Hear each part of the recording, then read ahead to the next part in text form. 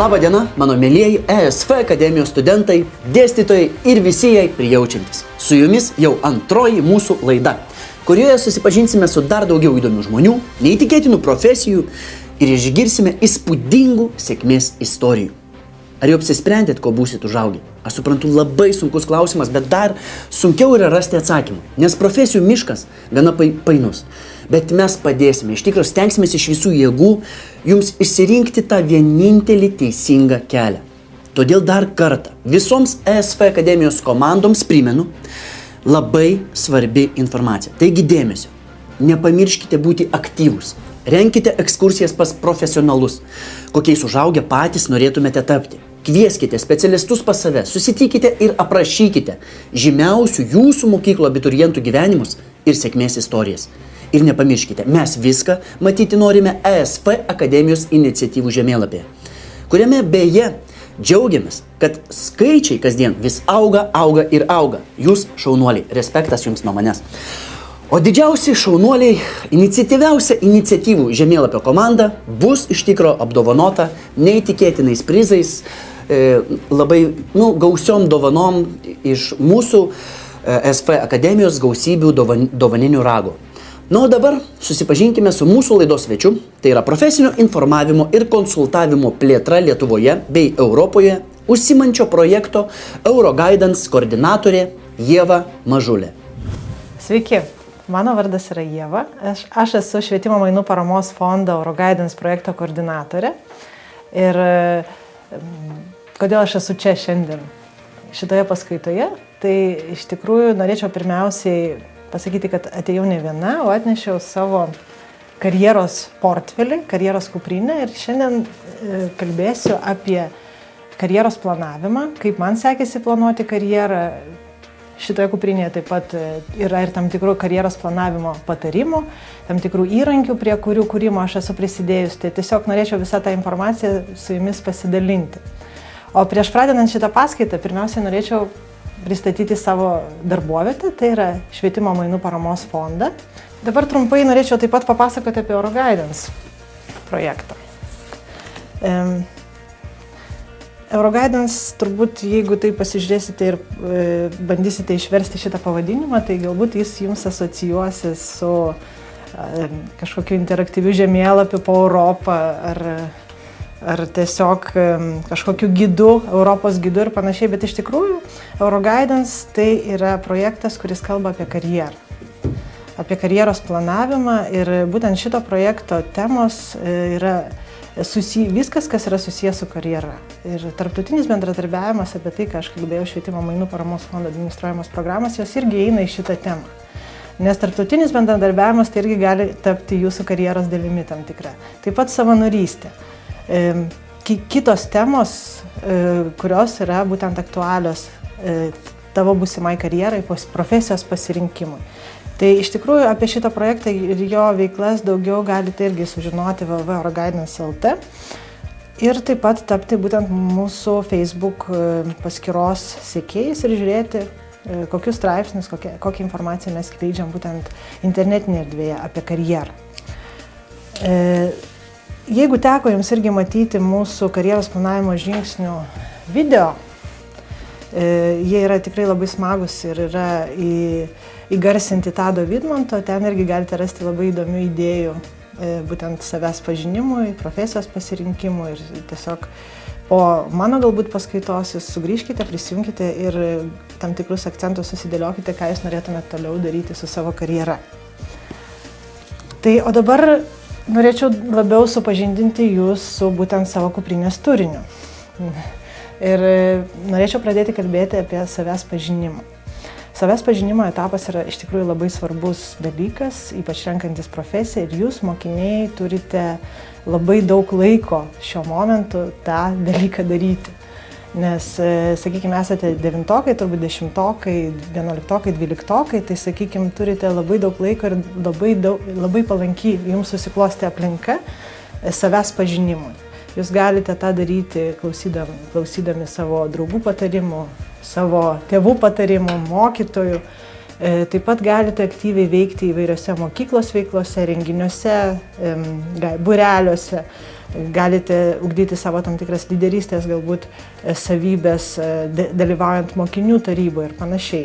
Tai iš tikrųjų tai yra tas laikas, kada jūs galite savęs pažinimo tą etapą atlikti labai nuosekliai, labai laiku, kad jums iš tikrųjų išaušus 12 klasės rytui ar ten vakarui, nesvarbu, tiesiog atsistojus prie tos lenkščio ir kad jūs nepradėtumėte iš tikrųjų galvoti apie tai, kad ką aš dabar turiu daryti su savo profesija, su savo ateitim, su savo karjera, ar aš dabar turiu vadovautis bandos jausmu, ar aš turiu dabar klausytis draugų, tėvų ir panašiai. Tai mano tiesiog patarimas jums būtų klausykite savęs. Ir nuo šiandien dienos iš tikrųjų pradėkite kaupti savo karjeros portfelį, kaip ir aš pradėjau kaupti ir kaupiu jį dabar, galbūt šiek tiek vėliau pradėjau negu galėjau pradėti ir dėl to aš esu čia ir norėčiau jums iš tikrųjų papasakoti, kaip tą karjeros portfelį reikėtų kaupti ir kas tai yra. Tai iš tikrųjų pradėkite nuo savybių. Kiekvienas iš mūsų gimdamas atsineša tam tikras iš tikrųjų savybės, jos kai kurios yra paveldimos, kai kurios per gyvenimą išugdomos, tai savybės yra labai svarbus žmogaus dalykas, tai yra kaip vizitinė kortelė, kurią jūs paskui naudosite viso gyvenimo metu. Ir kalbant apie savybės, aš irgi turiu tokį kaip ir savybių dėžutę, turiu savo stipriasias ir silpnasias savybės išskyrusi. Tai jeigu jūs galvojate apie savo savybės, tai jūs tiesiog bandykite atsakyti klausimą, koks aš esu. Šitas klausimas nėra labai lengvas, bet vis tiek jums teks į jį atsakyti anksčiau ar vėliau, tai tiesiog paimkite popieriaus lapą ir susirašykite tas savybės, kurias jūs manote, kad tai yra jūsų stipriosios pusės ir tos, kurios tobulintinos ir kurios trukdo jums siekti tam tikrų dalykų. Galbūt geresnių rezultatų mokykloje ar kažkokioje kitoje veikloje, ne mokyklos veikloje. Tai tiesiog užsirašykite ir pasižiūrėkite. Visą kitą informaciją apie savybės jūs galite kaupti, kaip aš minėjau, iš aplinkos. Išgirsti kartais tiesiog, ką apie jūs kalba draugai ir tiesiog išgirskite tai, kad jūs puikiai kažką darote ar kažko nedarote, ką turėtumėte daryti, ar kažką turėtumėte patobulinti, nes jums trūksta šiek tiek, kad ta stiprybė galėtų tapti jūsų vizitinė kortelė. Tai iš tikrųjų atsakykite į šitą klausimą ir jeigu aš kalbėsiu per savo prizmę, savo tokią analizę, kaip galiu pateikti, tai iš tikrųjų mano stipriosios savybės tai yra, aš esu stipriai orientuota į tikslą, tai yra man labai svarbu, kad tą, ką aš darau, turėtų kažkokią prasmę ir turėtų kažkokį rezultatą. Esu pakankamai draugiška ir tai man padeda irgi įgyvendinti mano tą darbą, ką aš atlieku ir taip pat bendradarbiauti su kolegom. Taip pat užjaučianti man iš tikrųjų žmogus yra svarbus ir jeigu matau, kad reikia tokios paramos, tai aš stengiuosi ją suteikti, organizuotas, lankstus, ryžtinga, gal įkvėpianti. Tai visos šitos savybės yra apie mane, bet jūs taip pat galite tas pačias savybės ar kitas savybės ir surasti apie save, išanalizuoti ir pasižiūrėti, koksgi jūs esate ir kas būtent yra tos stipriosios savybės, kurios gali toliau apspręsti jau tą profesijos pasirinkimo kelią. Jeigu kalbėti apie silpnybės, apie jas irgi reikia kalbėti. Tai yra nepatogus klausimas, visą laiką labai sunku save kritikuoti. Ir į save pasižiūrėti iš tokios negatyvios pusės. Vieniems yra lengviau, kitiems sunkiau.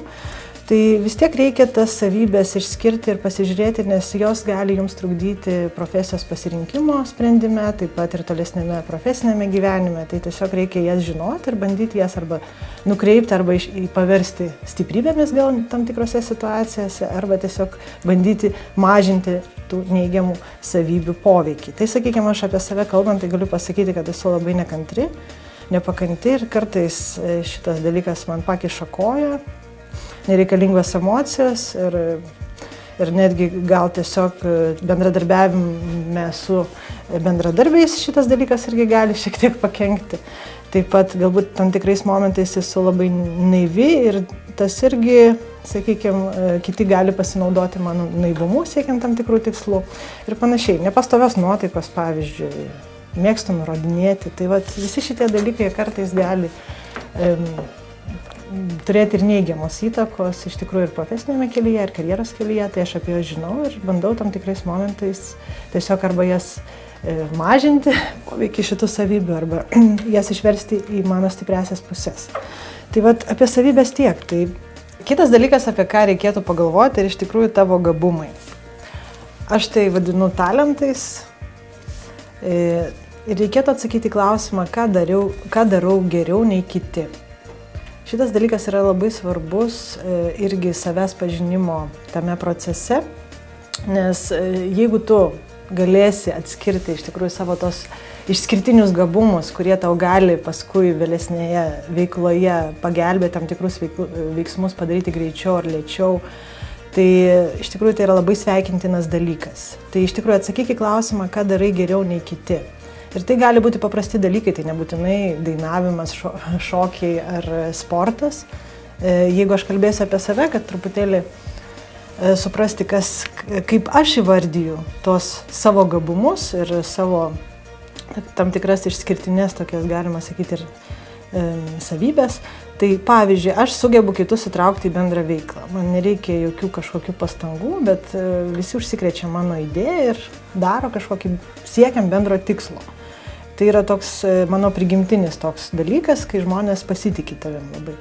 Arba idėjų generavimas, irgi tiesiog negaliu, esu tas žmogus, į kurį visi žiūri ir laukia, kol kažkokia idėja gims, kad jie galėtų tam tikrą veiklą vėliau vykdyti. Tai tiesiog tas idėjų generavimas tai irgi gali būti toks išskirtinis bruožas, kuris tau gali vėliau tolimesnėje veikloje padėti. Arba, pavyzdžiui, surandu išeitis iš bet kurios situacijos. Tiesiog neužsiciklinu ties emocijom ir tą emocinę būklę, bet bandau racionaliai pažiūrėti į situaciją ir surasti tą išeitį ir visada beveik pavyksta tą padaryti. Tai tiesiog tai yra tokie mano gabumai, jie paprasti, tai nėra kažkokie super talentai, bet jie irgi padeda tiek apsisprendžiant dėl profesijos, dėl tos veiklos, ką aš norėjau ir noriu, sakykime, veikti ateityje.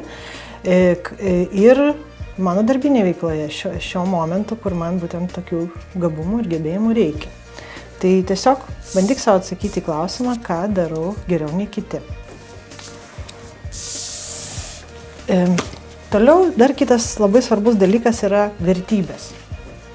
Vertybės iš tikrųjų kartais apsprendžia, kad tam tikros veiklos, jeigu mano vertybė nesutampa su tam tikrais dalykais, aš tikrai tos veiklos nesiimsiu. Tai vertybių klausimas yra, kas man yra svarbu. Kas man yra svarbu. Šitas vertybės iš tikrųjų padeda ir daro įtaką vėlesniems sprendimam ne tik dėl karjeros, bet ir dėl kitų tam tikrų asmeninių dalykų, gyvenimo dalykų. Tai aš tiesiog irgi pakalbėsiu apie savo vertybės, kas man yra svarbu, tai kad jums truputį aiškiau būtų, kas ta vertybė yra. Tai pavyzdžiui, man yra labai svarbu tavo tokia bendradarbiavimo vertybė, tai yra bendras darbas, tai dėl bendro kažkokio tikslo. Man taip pat labai svarbu yra kūrybingumas, kad naujų dalykų kažkokių kūrimas, tai yra irgi mano tokia kaip ir vertybė. Teisingumas, sąžiningumas, netvarka, organizuotumas, kad būtų aiški seka tam tikrų dalykų. Taip pat šeima. Ir šeima irgi labai svarbi vertybė, tai iš tikrųjų renkantis profesiją reikia labai įvertinti, pasižiūrėti, ar bus tam tikras balansas tarp darbo ir asmeninio gyvenimo. Ir jeigu žmogui šeima yra labai svarbi vertybė, tai ir jeigu to balanso negalima užtikrinti, tai gali turėti tiesiog tokios neigiamos nepasitenkinimo tą veiklą, ką tu darai, ir turėti įtakos tokiam neigiamam emocijom. Tai tiesiog reikia įvertinti, pasižiūrėti, ar ta darbinė veikla gali užtikrinti tą balansą tarp asmeninio ir sakykime, darbinio gyvenimo. Tai iš tikrųjų svarbu atsakyti į klausimą, kas man yra svarbu.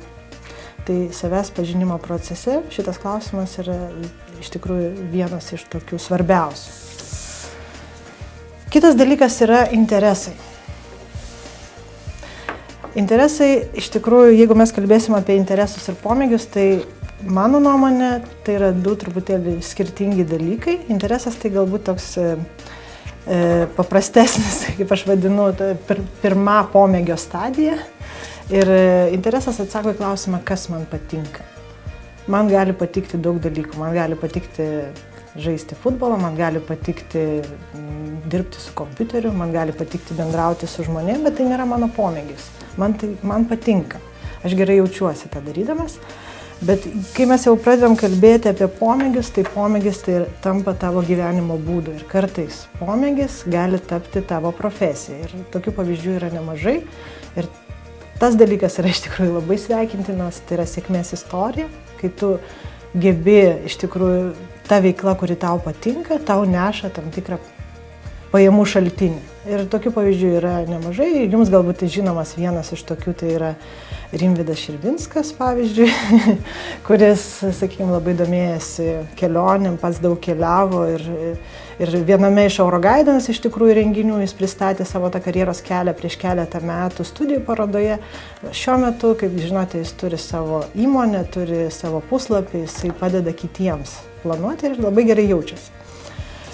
Tai iš tikrųjų labai svarbu įvertinti tos dalykus, kas man patinka. Ir jeigu tas pomėgis gali tapti tavo ateities profesija, tai yra tiesiog tokia, kaip aš vadinu, jeigu galima angliškai pasakyti, win-win situacija. Tai tiesiog. Ir paskutinis dalykas, apie ką dar norėjau pasakyti būtent savęs pažinimo tame procese, tai yra nuostatos. Palikau juos pabaigai iš tikrųjų, nes tai yra toks įdomus dalykas, apie ką irgi reikia pagalvoti. Nes iš tikrųjų nuostatos tai tokie įsitikinimai, kurie gali man tam tikrų atvejų padėti, tam tikrų atvejų gali man trukdyti. Tai nuostatos iš tikrųjų jos yra tokios arba palaikančios, arba ribojančios labai. Tai iš tikrųjų pagalvokite apie tai, kad tam tikras nuostatas kartais galbūt reikia išleisti ir išsiaiškinti ir nelaikyti savyje. Pavyzdžiui, aš galvoju, kad mano kolega yra prieš mane nusiteikęs, dėl to aš su juo nebendrauju ir negaliu siekti bendro tikslo. Arba visi žmonės prieš mane nusiteikę yra. Tai tiesiog, jeigu tokia nuostata yra, tai gali labai trukdyti iš tikrųjų ir pasirenkant profesiją, dirbant tarp žmonių ir darbinėje veikloje. Tai tiesiog, bet jeigu yra teigiama nuostata, kad iš tikrųjų narkotikai, alkoholis yra blogis ir aš tikrai nedarysiu niekada tokio darbo, kad nebūsiu alkoholio skyriaus pardavėja dėl savo įsitikinimo, tai yra toks teigiama mano nuostata ir įsitikinimas, kuris man padeda iš tikrųjų mano toj profesinėje veikloje ir viskas tvarkoja, ne visi būtinai turi būti alkoholio, sakykime, arba kitos srities pardavėjais. Tai tiesiog tu tada rinksies kitą profesiją. Tai apie nuostatas gal tiek. Taigi, apibendrinant, norėčiau pasakyti, kad savęs pažinimą galima atlikti dalyvaujant įvairiose veiklose. Pavyzdžiui, kaip aš jau anksčiau minėjau, kad būreliai tai yra ta terpė, kai tu gali irgi atskleisti savo stipriasias, silpnasias pusės, pasižiūrėti, kas tau gerai sekasi, galbūt net tam tikrą talentą pamatyti, atrasti.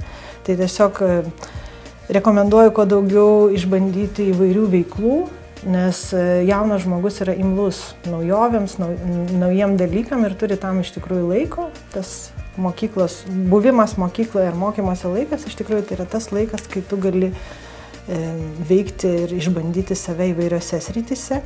Taip pat rekomenduoju iš tikrųjų dalyvauti įvairiose projektuose, nes mokyklos jos irgi įtrauktos tiek į nacionalinius, tiek į tarptautinius projektus. Tai tiesiog aktyviai domėtis, kas vyksta mokyklos gyvenime, kur jūs galite dalyvauti, kur galite pabendrauti su bendraamžiais iš kitos šalies, iš kito pasaulio kampelio ir ta patirtis yra iš tikrųjų ir savęs pažinimui yra labai gerai, ir savęs atradimui tam tikrose srityse, ir netgi sužinojimui, tokiam akiračio praplėtimui. Taip pat dalyvavimas įvairiuose renginiuose pačioje mokykloje, tai tiesiog gali atskleisti tam tikrų, kaip aš minėjau, ir lyderystės, ir organizavimo savybių, gali ten viešo kalbėjimo kažkokie atsiskleisti niuansai, tai tiesiog, kurie gali taip pat padiktuoti, kad čia yra ta niša, kur tu gali eiti toliau ir galvoti apie tokio pobūdžio profesiją.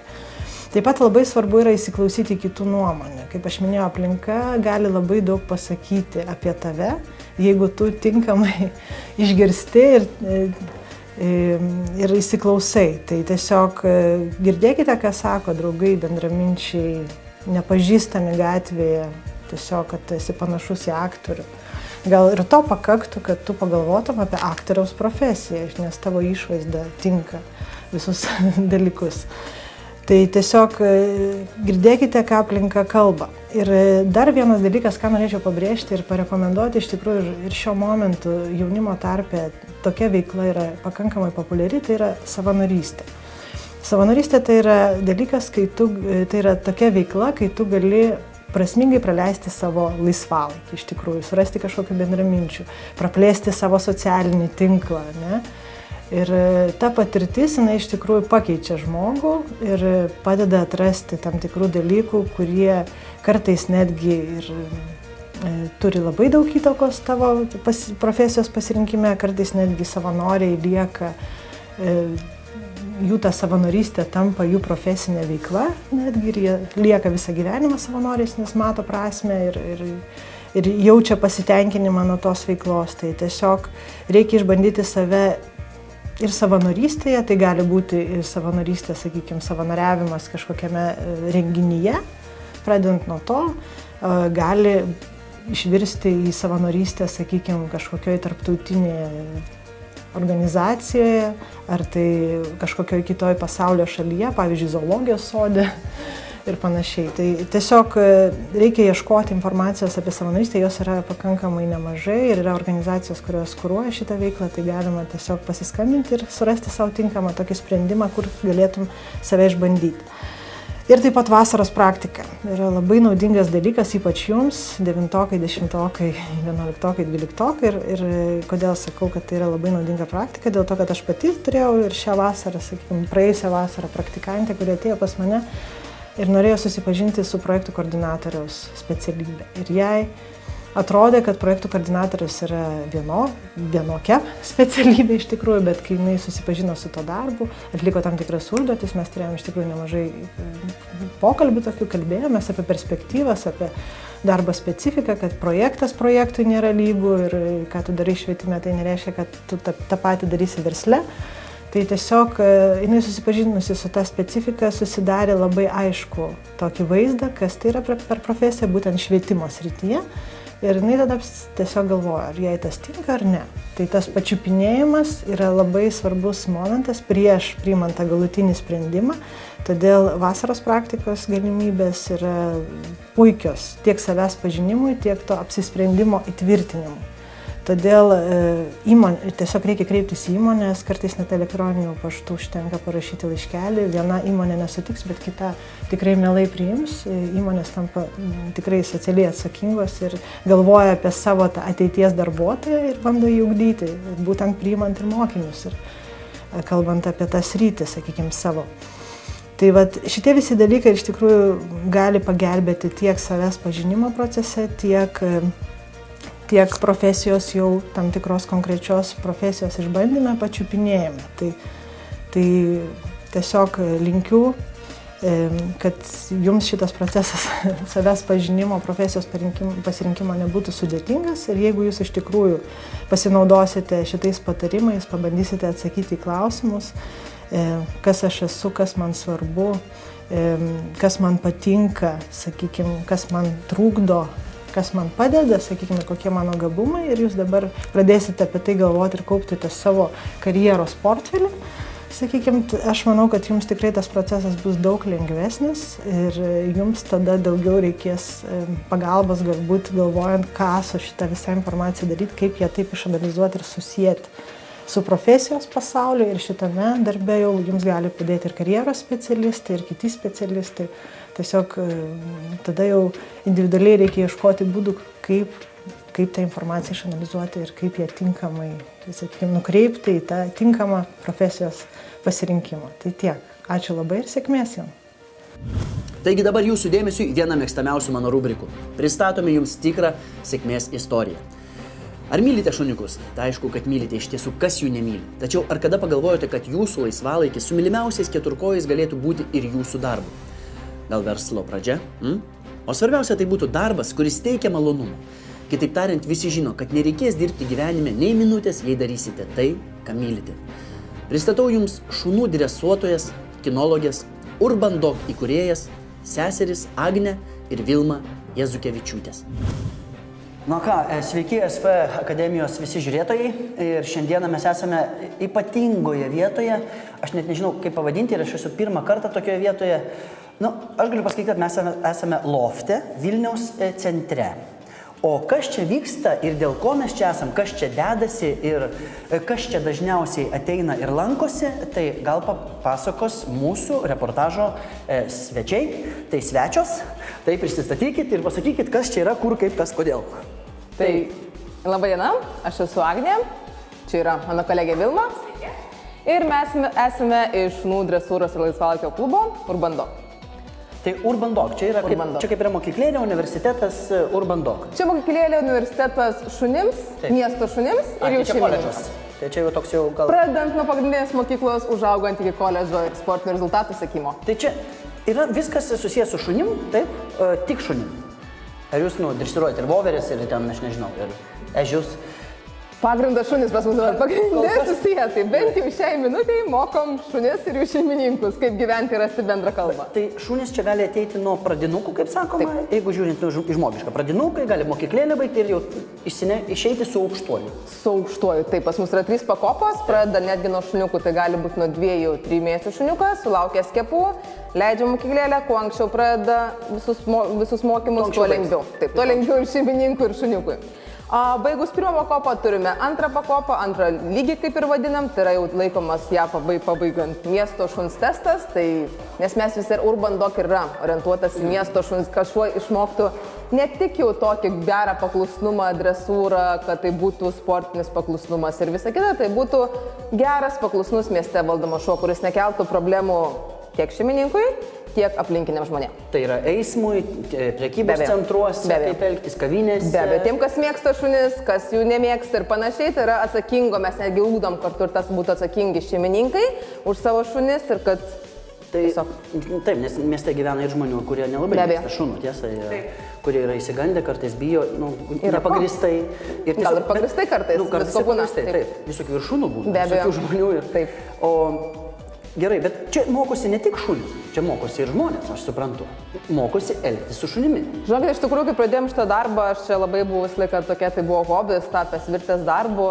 Ir tai buvo tokia euforija, kad viskas labai smagu dirbti su šunim, nes tai ir viskas faina ir gal po metų darbo taip susivokiau, kad visgi palauk, kad aš dirbu mokytoja. Nes realiai pagrindė mes, ką dirbame su Vilma ir pas mus kitų daugiau yra trenerių, tai dirbame, mes mokom žmonės, kaip mokyti savo šunis. Su šunim konkrečiai mes nelabai ir dirbam.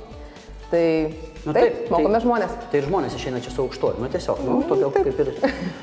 Gerai, čia yra Urban Dog. Gerai, šuo miestietis, kaip sakoma, galima sakyti. O aš toks klausimas, jeigu mes tą šunį išvežtume į kaimą, jis liptų iš mašinos, ar jam būtų irgi kaip miestiečių kartais būna? Liptų, bėgtų, džiaugstųsi. Jam kaimas nebus baisus. Neturėtų, negaliu sakyti iš kiekvieną, gal ten baisus arkliukas prabėgs, nežinau, bet realiai neturėtų.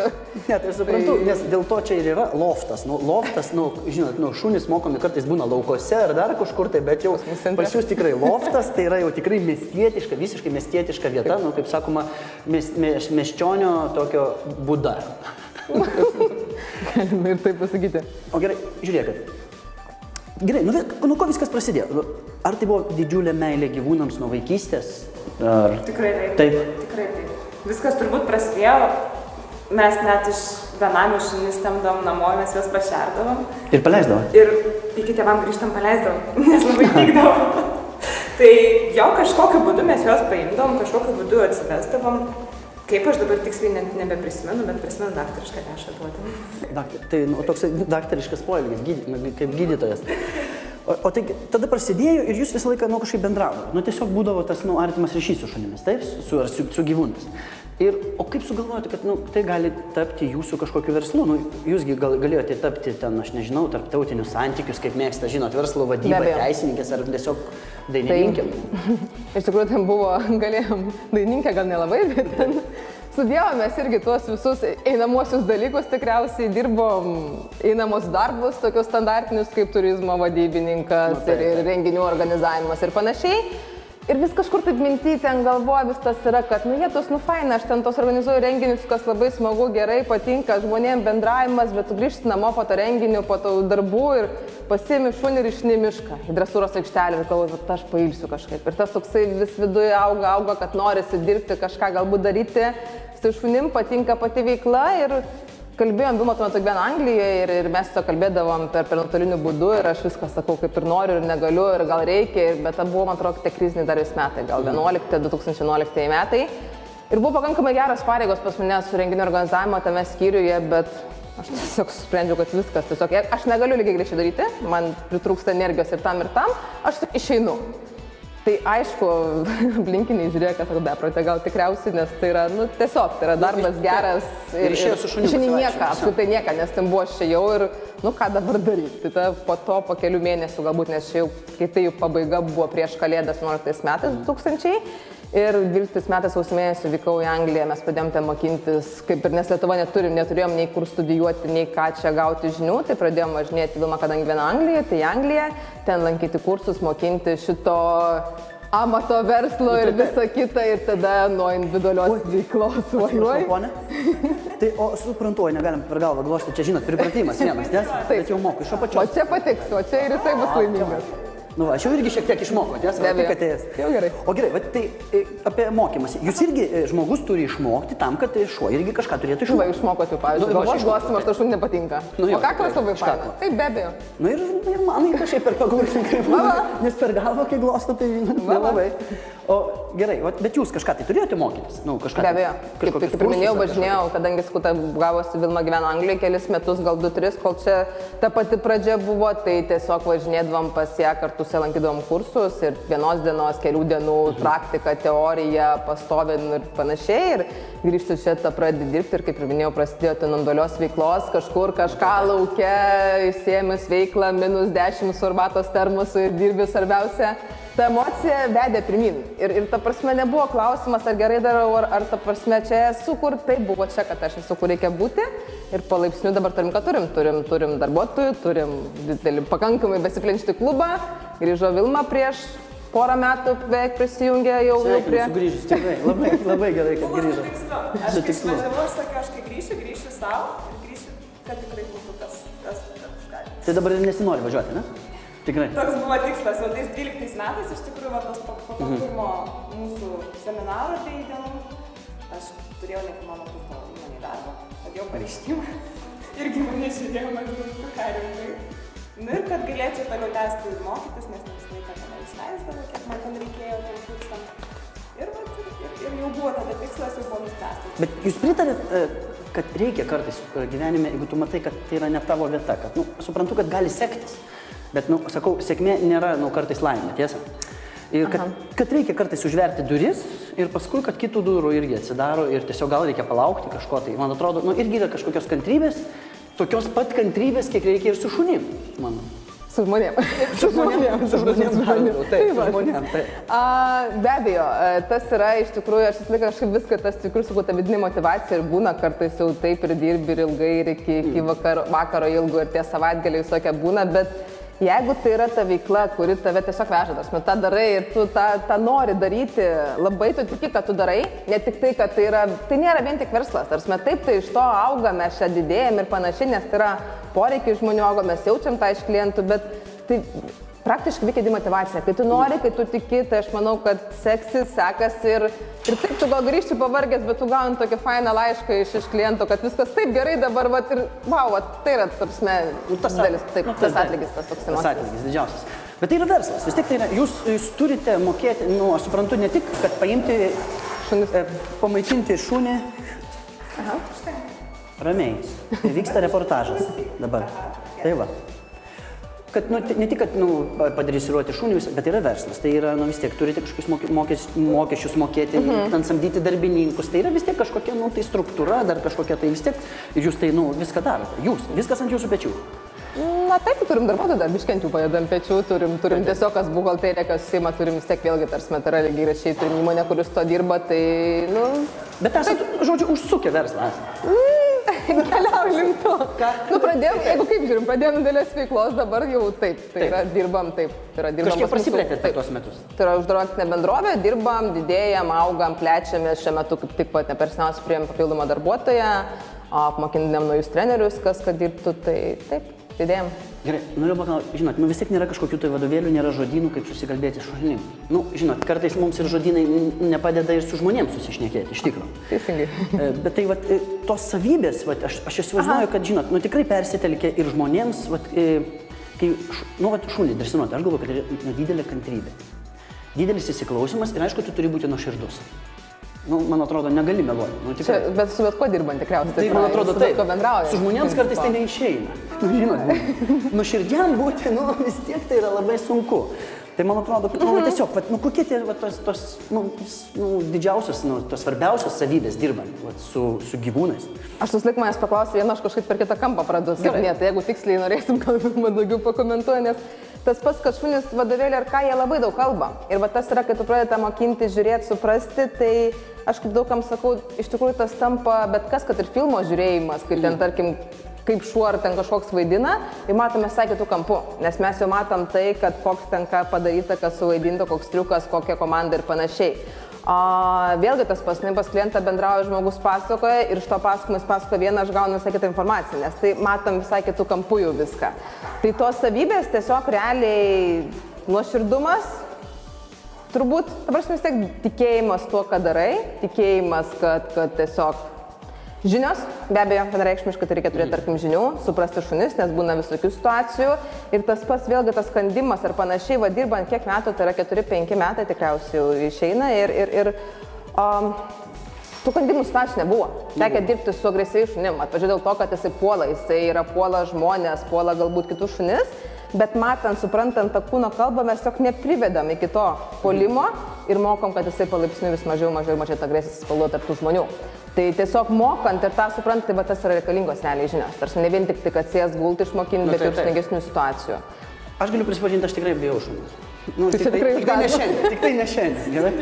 Aš bijau labai mažiukų, žinot, tie, kurie puola visą laiką bijodami, kurie loja traukdami. Gerai pasakėt, puola bijodami. Taip. Ir norėjau, žinot, ačiū Jums labai, kad tikrai šiandien aš tai galiu laisvai jaustis. Norėjau vieną paklausti dalyką, o kaip žiūrite į konkurentus, į katinus? Ką Jūs galvojate apie katiną? Šiaip, man įdomus klausimas, bet Jūsų paklausti. Aš turiu katiną. Tikrai? Ir aš turiu katiną. Tikrai? Labai geras atsakymas. Turi po katiną. Tikrai? Labai geras atsakymas. Tai, ko Jūs palinkėtumėt jaunam žmogui vis tiek, žinote, jaunas žmogus, kuris dar mėtosi kažkiek, tai kuris dar mokosi ir vis galvoja.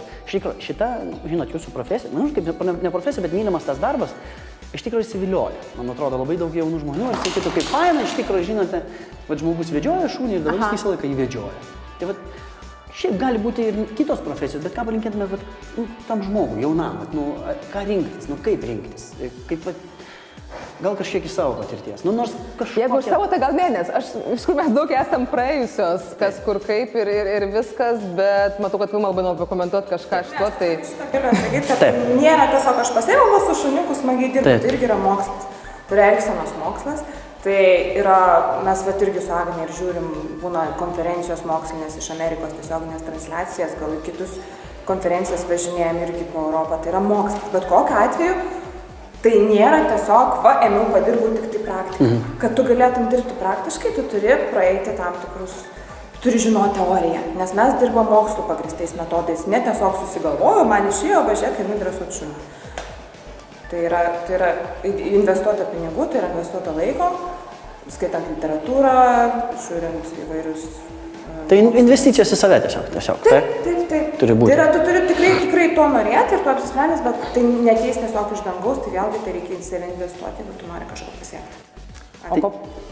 O ko palinkėti apskritai vienam žmogui, kuris baiginėja mokslus ir tiesiog žiūri, ką toliau, tai jeigu tai yra, kaip realiai taip ir pas mane buvo tas kažkur nuo vaikystės, kai tėvai ir ten visi aplink buvo, nėra jokių tenai šuniukų, gyvūnų, namie nebus čia plaukai ir viskas, tas noras, atrodo, vis noriai, netempi darai ir viduje jis visą laiką buvo, jis visą laiką yra, tai jeigu kažką tokio turim gal ir paslėpę giliai, nebijot gal eiti, nevaržyti savęs galbūt, prasme, jeigu tai nėra tas spontaniška, šiandien noriu to daryti, rytoj to, poryt vėl, bet tai jeigu viduje ir kažkas įslopina, gal tiesiog bandyti sverti ir, gyvena vieną kartą, nežinau, bandyti, tiesiog bandyti žiūrėti ir aš slėga, jeigu to tikrai norėsi, tikrai tikėsi tą, ką darai ir tai bus tau, ta pati veikla, wow, jinai, kad ir sunkiausia metu, dobėm, jinai vis tiek iškels kažkada viršūnės.